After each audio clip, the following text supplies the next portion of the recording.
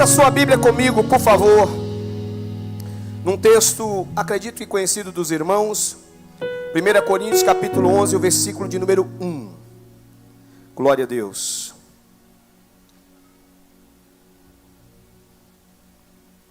Primeira Coríntios capítulo de número 11, versículo de número 1. Se você puder ficar de pé. Obrigado, meu irmão. Diz assim a palavra do Senhor: sejam meus imitadores, como também eu sou imitador de Cristo. Oremos. Deus, obrigado, Pai, pelo privilégio de chegarmos, Senhor, a este lugar. De reunidos, ó Deus, podermos entrar na Tua presença, Te adorar, Senhor, na beleza da Tua santidade, ó Pai. Como já foi falado aqui nessa noite, entendemos, Senhor, que não há nada mais importante do que a Tua presença. Estamos aqui, Senhor, porque reconhecemos que de tudo que temos, nada é mais importante do que a Tua presença na nossa vida, Senhor. Toma, Pai, a minha vida nas Tuas mãos nessa hora e fala com a Tua igreja, no nome de Jesus, amém. Podem sentar, meus amados irmãos. Queridos, eu quero usar esse texto como base para a nossa mensagem nessa noite. Alguns dias atrás, orando, e o Senhor colocou no meu coração esse texto. E eu coloquei como tema para essa mensagem, chamados para ser. E esse tema, ele é algo que está muito forte nesses últimos meses, pastor, no meu coração, porque nós vivemos em uma geração onde nunca foi valorizado tanto, né, o ser, né? A ideia de ser famoso, ser rico, tantas coisas. Mas quando Paulo escreve à igreja de Coríntios, irmãos, e nesse versículo em especial, ele vai chamar a igreja e ele estabelece um padrão para aquela igreja, a igreja do Senhor, que somos nós também. Paulo vai dizer que existe um modelo que a igreja deve olhar e querer imitar, querer ser. E ele vai dizer, olhem para mim, sede meus imitadores como eu sou de Cristo. É muito interessante, irmãos, quando a gente para observar, porque o mundo, ele nos ensina, ele vai nos instigar já desde a nossa infância, que nós devemos conquistar, nós devemos disputar, nós devemos querer ser o melhor, nós devemos sempre estar correndo para tentar chegar na frente de alguém. Mas a igreja, irmãos, ela tem uma característica, ela tem uma identidade. A identidade da igreja, apesar de, como pastores, né, a igreja se identifica com o seu pastor e olhamos para ele como líder, mas a igreja tem uma identidade, irmãos, que não é o pastor Joabe, que não é o bispo Gilberto. A identidade da igreja é o dono da igreja, é aquele que morreu na cruz do Calvário, é aquele que declarou na cruz: Pai, está consumado, o teu projeto foi concluído, todo aquele que vier a mim, todo aquele que crê em mim, ainda que esteja morto, ele viverá. E eu quero falar nessa noite sobre essas características, a característica da igreja. Irmãos, normalmente o tempo, ele serve como instrumento para enfraquecer tudo. A começar pelo homem. Eu ainda não entrei, mas pega os irmãos aí, dos seus 70, se tiver gente aqui, né? Você já não é mais o mesmo fisicamente. Por quê? Porque o tempo, ele é cruel. O tempo nos lembra quem a gente é. O tempo me lembra, irmãos, que eu sou falível, que eu sou limitado. O tempo me diz que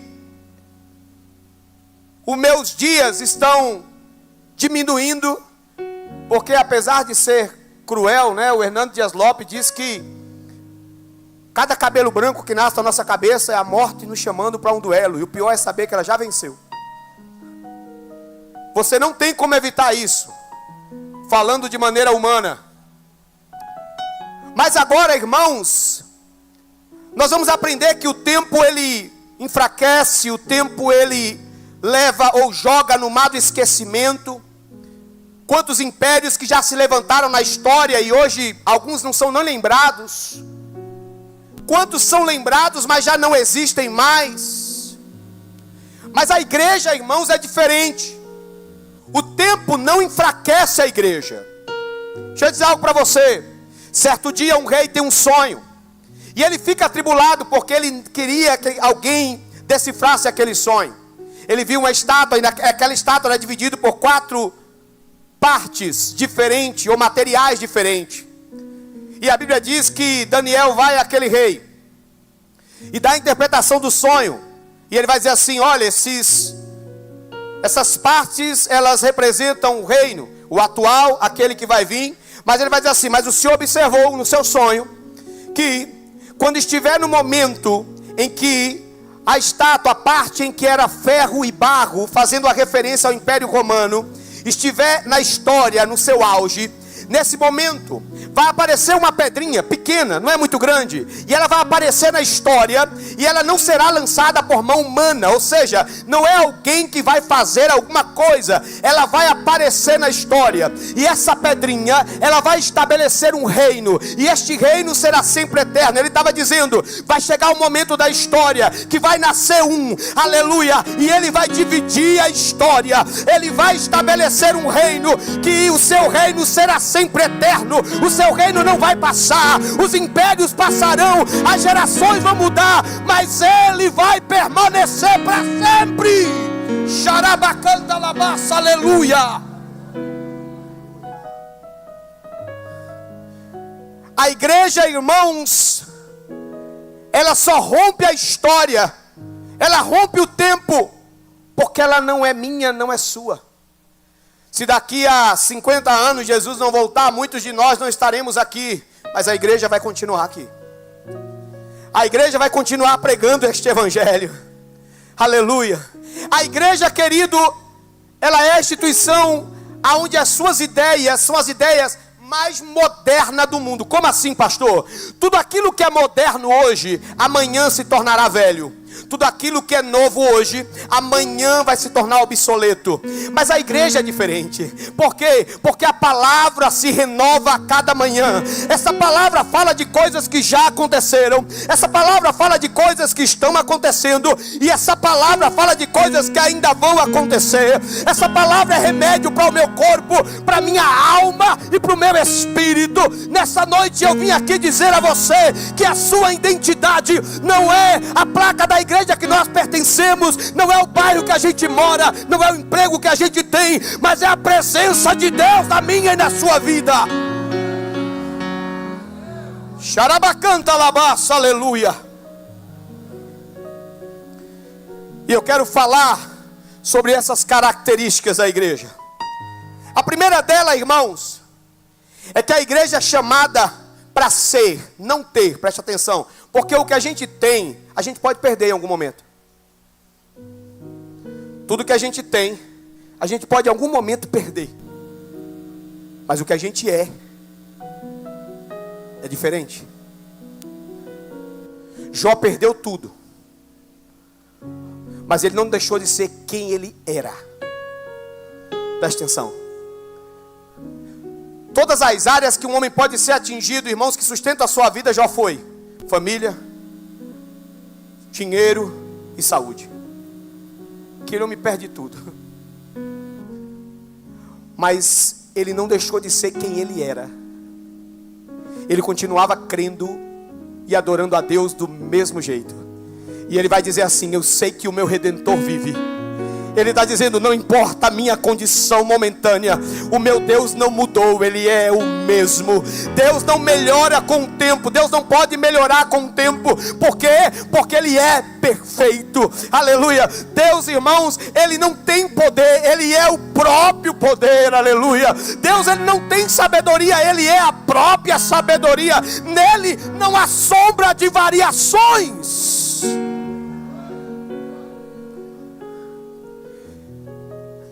E nós somos chamados para ser santos. E esse assunto é complicado, irmãos, porque a gente vive em uma geração que tenta nos bombardear, nos convencer que não tem problema, isso pode, isso é legal, a gente pode. Não, o evangelho hoje mudou. Ah, pastor, isso era da época da sua avó. O pastor falou muito lá do seu avô, né? Eu fui o contrário, era avó, né? Eu fui criado com a minha avó, né? Então a minha referência, a minha primeira referência de mulher de Deus foi a minha avó. E eu cresci com uma mulher que dizia para mim o tempo todo: cuidado, você é crente. Na época eu não entendia. Eu cresci com uma mulher, irmãos, que ela sentava comigo e com meus 4 irmãos todo dia. E ela cantava muito ruim, eu não puxei ela. E ela fazia o culto doméstico todo dia, 3 louvor da harpa. Depois ela pregava pra gente. E eu dizia assim: vó, por que só não canta só uma? Essa é porque é 3. Até eu casar, irmãos, eu cresci em um lar onde todo dia, 2, 3 horas da manhã, minha avó estava de joelho orando. E aquela crente pentecostal, irmãos, que ora falando. Pense numa casa sem forro. 3 horas da manhã ninguém dormia mais. Estava minha avó, e ela era aquela, querido, que ela começava a pedir pelos parentes todinho, sabe? Todos os parentes ela vinha lembrando. Eu dizia assim: meu Deus, Senhor, olha só pelos de casa, só tem 10 aqui. Mas ela saía orando 3 horas. Minha avó era uma mulher, irmãos, que ela estava o tempo todo preocupada em não fazer nada que desagradasse a Deus. E ela começava a dizer para nós assim: vocês precisam ser santos. Eu não sei se vocês lembram disso, mas hoje a gente não vê tanto. Na minha época de criança, quem era devoto de Cormo Damião, né? E aí o cara todo ano faz aquela brincadeirinha lá com coisas de criança, né? Pipoca, aquela coisa toda, né? Porque ele fez um voto. E aí tinha um vizinho nosso que fazia. E aí ficava aí meus irmãos na garagem da casa da minha avó olhando aquilo ali. E a gente não tinha tanta condição financeira. E aí ele começava a distribuir para as crianças. E a gente olhava, o vizinho ia chegando perto da gente assim: tome. Minha avó dizia assim: pegue não. E eu dizia: mas vó, não pegue, você é crente. E do jeito dela ela tentava nos explicar. Eu não entendia direito. Mas assim, isso aí é consagrado. Nós não compartilhamos com isso. Você é crente. Santidade. Deixa eu dizer uma coisa para você, irmão. Santidade é aquilo que blinda a minha e a tua vida. Santidade é aquilo que me dá a capacidade de transitar, escute isso, transitar em meio ao pecado e não pecar. Presta atenção. Santidade é aquilo que me dá capacidade. Deixa eu dizer uma coisa para você. O inimigo não quer tirar eu, você, mas da igreja não. Quer não. Passou esse tempo, pastor. O inimigo quer nos matar dentro da igreja. Ele quer tirar a nossa santidade. Ele quer tirar de mim, de você, querido, a intimidade com Deus. Porque a intimidade com Deus, irmãos, é uma consequência de santidade. E é nessa noite eu vim aqui dizer: vivemos em um tempo, irmãos, em que o evangelho tem sido bombardeado, em que há ideologias de todo jeito, mas a igreja do Senhor, aleluia, ela é convidada, ela é convocada diariamente para ser santa. Porque quando a igreja é santa, ela exala o perfume de Cristo. A gente não exala o perfume de Cristo pelo meu talento natural. Eu não exalo o perfume de Cristo pela maneira, pela eloquência que eu prego. Mas quando você, irmãos, vive uma vida, aleluia, de santidade, glória a Deus, Jesus é sentido. É como sal. Não é por acaso que Jesus vai dizer que nós somos o sal. Porque você pega lá, irmãos, um tacho lá bem grande de feijoada, coloca o sal desaparece. Mas quem provar vai dizer: tem sal. Aleluia. Nem sempre eu e você vamos ser vistos, mas aonde nós estivermos vai haver diferença. Por quê? Porque o Espírito de Deus está na sua vida. Xarabacanta labaça, aleluia. Santidade, aleluia, é a primeira característica da igreja. Segunda característica, e Paulo está falando sobre isso: sede meus imitadores como eu sou de Cristo.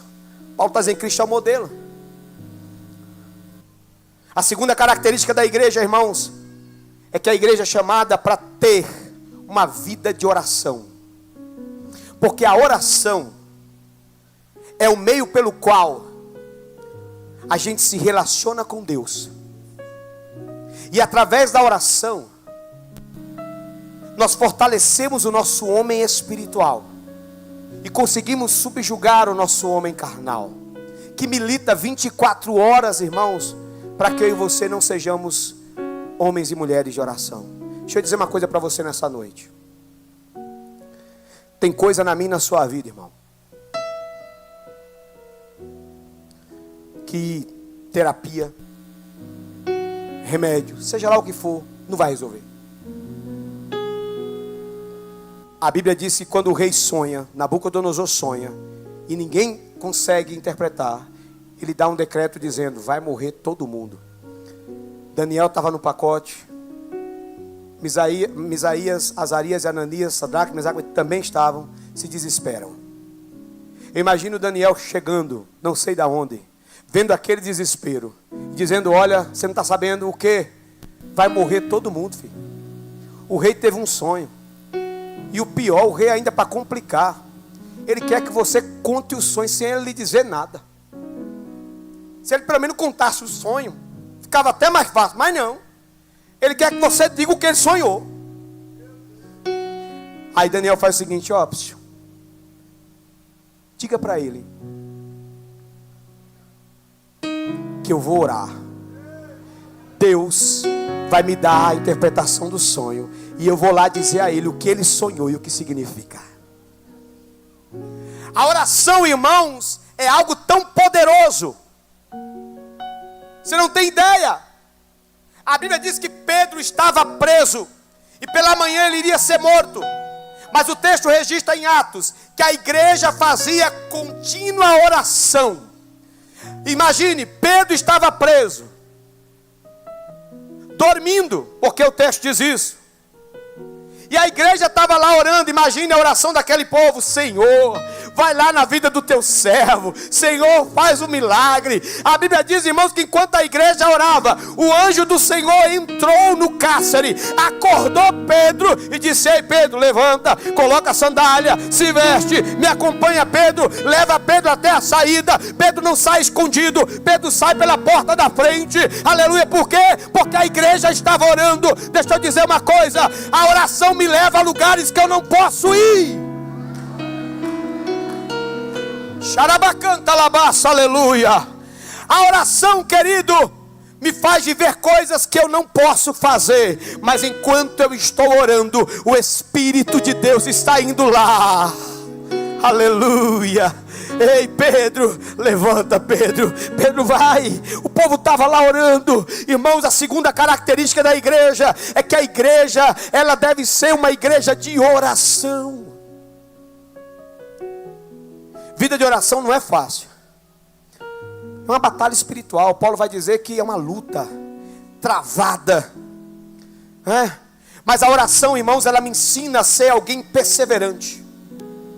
Romanos capítulo 12, versículo 12 vai dizer assim: alegrai-vos na esperança, tenha paciência na tribulação e sejam perseverantes na oração. Eu não sei quanto tempo você está orando, mas essa noite eu vim aqui para dizer para você, continue. E não é porque Deus vai ouvir, Deus já ouviu, mas Ele me trouxe aqui nessa noite para dizer, continue. Aleluia. Tem data, dia e hora para Deus responder a sua oração. Glória a Deus. Apenas continue orando. A oração, querido, ela me ensina a ser submisso. Porque pensa numa coisa difícil, irmãos, para a gente ser, muitas vezes é submisso. Hoje pela manhã na escola bíblica eu falava sobre isso, não é? A Bíblia vai falar sobre Abraão. E Abraão, ele é alguém que a gente vai reconhecer como pai da fé, como um homem obediente. Mas a Bíblia fala que Abraão tem alguns momentos da sua vida que Abraão obedece em partes. Ele obedece em algumas coisas e outras não. Isso lhe causa muitos problemas. Comigo, com você não é diferente. Tem coisa que para a gente obedecer, irmãos, é uma luta. Mas quando nós estamos orando, irmãos, o Espírito Santo, Ele vai nos capacitar. Ele vai nos ensinar a sermos submissos. Submissão. É uma característica da igreja. Paulo está dizendo: ei, sede meus imitadores, Paulo. E o mesmo Paulo vai dizer assim: porque não vivo eu, mas Cristo vive, submissão. Paulo está dizendo: não importa mais o que eu acho, não importa o que eu quero, hoje eu vivo para fazer a vontade dele, porque eu entendi que a vontade dele é boa, perfeita e agradável. Deixa eu dizer algo para você, querido. Às vezes obedecer a Deus literalmente é entender, né, que aparentemente, irmãos, Deus nos coloca em situações que a lógica não dá para explicar. Não dá para explicar. Não tem nada de lógico. Porque a gente tem uma dificuldade para ser submisso, para obedecer. A gente quer entender. Sabe? Sabe quando você era pequeno e sua mãe dizia não, e você dizia assim: por quê? É porque eu estou dizendo. Às vezes Deus faz a mesma coisa comigo, com você. Mas por que não? Porque eu estou dizendo. Eu lembro que até uma certa idade, quando eu começava a chorar muito minha mãe, eu dizia: mãe, mas por quê? Não, mas só tem que dizer por quê, você tem que dizer nada. Se você insistir, você vai obedecer e ainda vai apanhar. Que eu sou sua mãe. Você tem só que obedecer. Com Deus, irmão, não é diferente. Às vezes a gente tem só que obedecer. Deus, eu não estou entendendo nada, mas eu creio que o Senhor tem um propósito. Eu quero obedecer, Senhor. Eu quero ser alguém obediente. Sabe? Ser, guarda isso, irmãos. Ser alguém obediente. Mas deixa eu correr aqui, por conta do tempo. Tem uma característica da igreja, e para mim ela é algo assim que Paulo vai ensinar isso nas suas cartas. E Paulo era este homem, um homem que procurava ser o que, pastor? Alguém cheio do Espírito. Às vezes, irmãos, a gente está na igreja,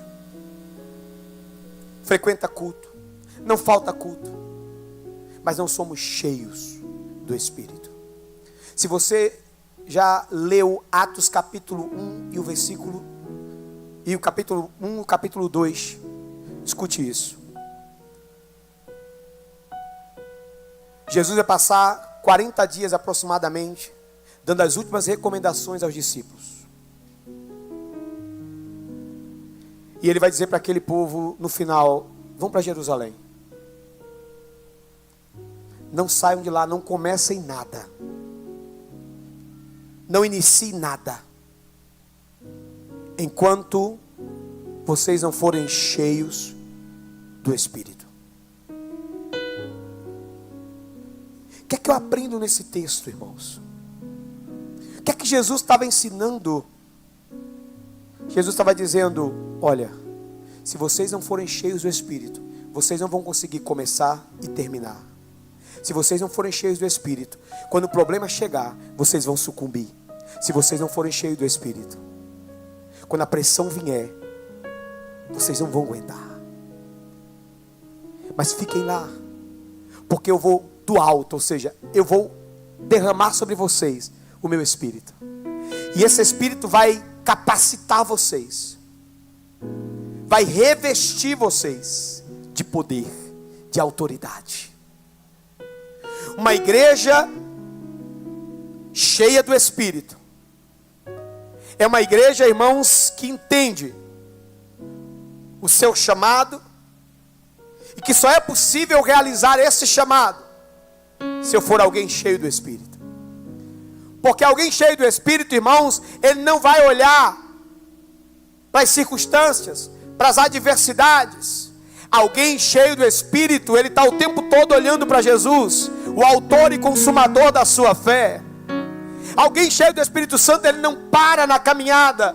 Por quê? Porque ele entende, querido, aleluia, que aquele que começou a boa obra, ele vai aperfeiçoar ela dia após dia. Deixa eu falar uma coisa para você. Jesus está voltando, e glória a Deus por isso. Jesus está voltando, irmãos, para buscar uma igreja cheia do seu Espírito.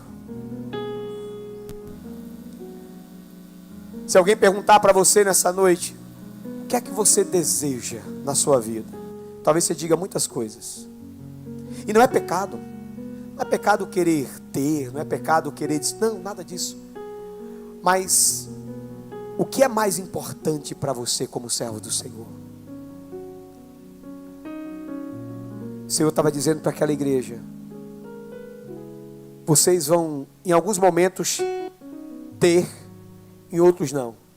Lembra de Paulo escrevendo aos Filipenses?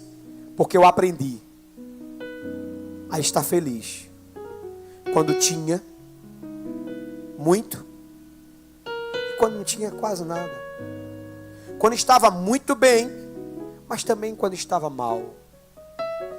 Paulo estava dizendo assim: eu aprendi a adorar a Deus quando tinha e quando não tinha. Mas aí Paulo continua o texto dizendo assim: porém, eu posso todas as coisas naquele que me fortalece. Porque Paulo era um homem cheio do Espírito. Deixa eu dizer algo para você nessa noite. Eu estou caminhando já para o final. Escute, no nome de Jesus. Vivemos em dias em que ser cheio do Espírito para um cristão vai fazer a diferença em ele estar de pé ou ele cair, ele continuar ou parar. Nessa noite eu vim aqui como homem de Deus lembrar a você que aqui, de tudo que o Senhor vai nos dar aqui, e Ele vai nos dar muitas coisas: saúde, finanças, nada é mais importante do que ser cheio do seu Espírito. Porque estar cheio do Espírito me prepara para viver qualquer momento da minha vida. Momentos bons e momentos ruins. Momentos em que eu vou estar feliz e estar alegre. Ser cheio do Espírito, aleluia, é aquilo que me faz adorar a Deus, não pelo que eu vivo hoje, mas pelo que eu creio que Ele fará amanhã. Sabe? Jó olha para sua mulher e diz assim: você não sabe o que está falando, você fala como uma louca. Meu Redentor vive. Ele está dizendo: eu posso estar vivendo o pior momento da minha vida, Deus continua sendo Deus, eu adoro a Ele. Ser cheio do Espírito, irmãos, é a capacidade de adorar a Deus em todo o tempo, de declarar, aleluia. Eu conheci um pastor do nosso ministério há muitos anos atrás, e esse pastor fez um vídeo. Ele era mexicano e ele ficou tetraplégico, só a sua cabeça mexia. E esse homem ia para um culto, amarravam ele numa maca, literalmente. Criaram um jeito de colocar a maca mais ou menos inclinada, pastor, e ele pregava no culto.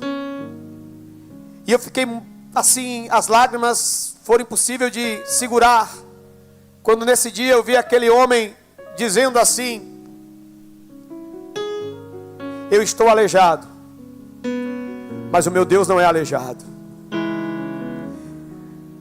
Eu preciso de pessoas para me levar de um canto para o outro. O meu Deus nem disso precisa, porque Ele é onipresente. Sabe o que quer dizer onipresente? Às vezes a gente aprende essa ideia, né? Senhor, venha cá, força de expressão. Mas escute, quando a palavra diz que Deus, Ele é onipresente, Ele está dizendo, Ele já está em todo lugar. Deus não precisa sair daqui e se movimentar para chegar aqui. Escute, Ele já está em todo lugar. Ele está com você aí, Ele está comigo aqui. Ele está em todo lugar. Ele não precisa se apressar para chegar em lugar nenhum. Ele está em todo lugar. Xarabacanta labaça, aleluia. E aquele homem começa a dizer: olha, eu preciso que pessoas me carreguem para um lado e para o outro, mas o meu Deus não é carregado por ninguém. O meu Deus, aleluia, Ele tem tem o mar, aleluia, na concha da sua mão. Ele chama as estrelas pelo nome, aleluia. O meu Deus não precisa de luz para enxergar, Ele é a própria luz. E a boa notícia, Ele pregando declara, é saber que eu estou aqui nessa condição, mas um dia eu vou me encontrar com Ele, e quando eu me encontrar com Ele, eu vou alcançar a estatura de varão perfeito.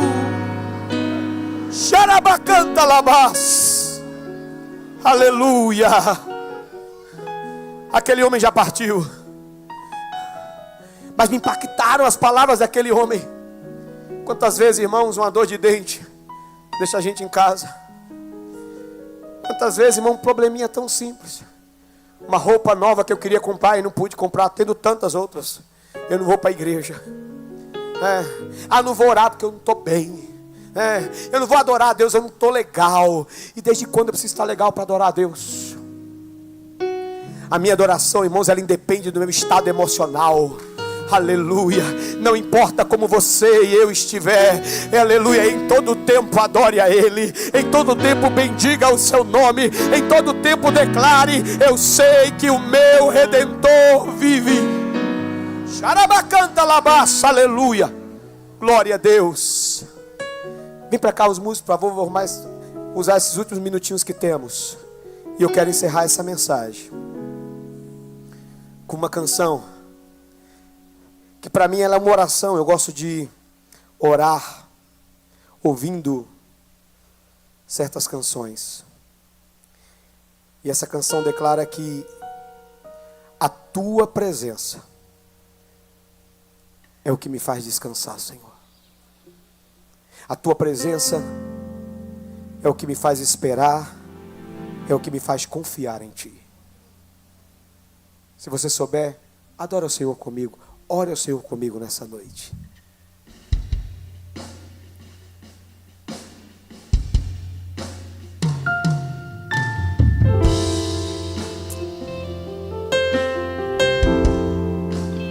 Glória a Deus, aleluia. Diga comigo assim, ó. Moisés estava conversando com Deus e Deus vai dizer assim para Moisés: olha, Moisés, este povo é um povo de coração duro. Vai continuar a mesma coisa. O maná, a nuvem, a coluna de fogo. Vai mudar nada. Agora eu não vou mais, Moisés. E Moisés vai dizer o quê? Moisés vai dizer: Senhor, maná, os milagres, nada tem sentido se tu não estiveres comigo. Ele vai dizer: se o Senhor não for comigo, não me deixe nem sair daqui. Ele estava dizendo: ei, as bênçãos não tem sentido, aleluia, o lugar não tem sentido. O que dá sentido à minha vida é a tua presença. Xarabacanta labás, é a tua presença faz esperar, que me faz confiar em Ti. É a tua presença. Oh, aleluia! Você pode aplaudir ao Senhor nessa noite. Que Deus abençoe, meu pastor. Eu quero convidar a igreja a ficar de pé nessa hora. Enquanto você continua adorando ao Senhor, eu quero perguntar nessa noite: aonde está a primeira pessoa que quer entregar a sua vida a Jesus?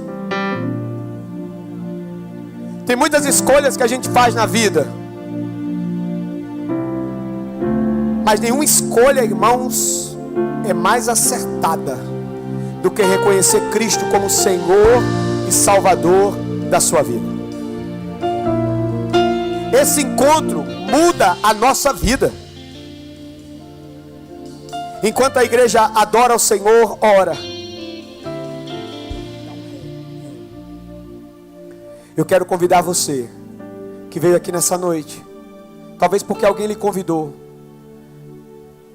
mas o Espírito Santo de Deus te trouxe aqui para dizer para você que Ele quer tornar você